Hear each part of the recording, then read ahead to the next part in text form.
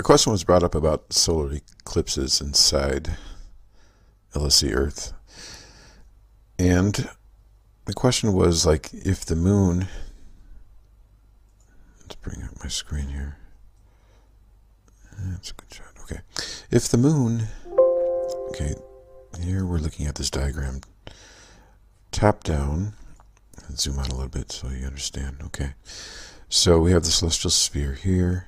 We have the octahedron looking top down. We have the sun here and the moon in front. The path of the sun is that yellow dotted line, and the path of the moon is the blue dotted line.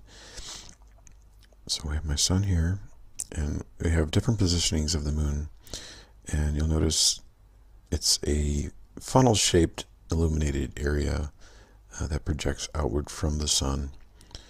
When the light from the octahedron hits the back of the sun, and it flays out like that, it disperses out like that, and so it creates this funnel shaped area. And so one of the questions was, like, if the moon is like over here somewhere, why wouldn't we get the shadow of the moon appearing on the land? And that has to do with the angle of the light and the way the trajectory works, how it curves around like that. So I have 3 different scenarios of the positionings of the moon. If the moon is here, in other words, outside this funnel illumination zone area, no shadow will hit the Earth. If you look at this gray dotted line, that's the path of the light. It's not hitting the Earth. It's simply just wrapping around like that.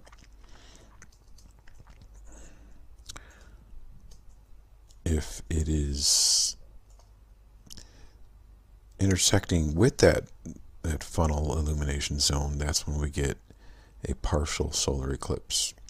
And so the partial solar eclipse, let me get my layer up here. It's going to project a shadow area where the shading is going to bend around like that. And so this area over here on the Earth, or in the Earth, is going to be shaded, and it's going to be what you would call a penumbral shading, not the umbral shading. The umbral shading is where it's darkest, and so we're not really going to get much of an umbral shading with the partial solar eclipse. And of course the total solar eclipse, this positioning right here of the moon, it's going to project your shadow here, going straight up like that. Okay, hopefully that clarifies how light works, how the solar eclipses work within the Earth. It all has to do with the curvature of the light and the trajectory of the light and the illuminated conical zone area.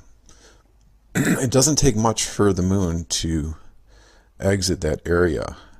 In other words, it's a very narrow region here. So if the moon is even just like slightly offset with the sun, you're not going to get a shadow on the Earth. Okay? Hopefully that makes sense for you guys.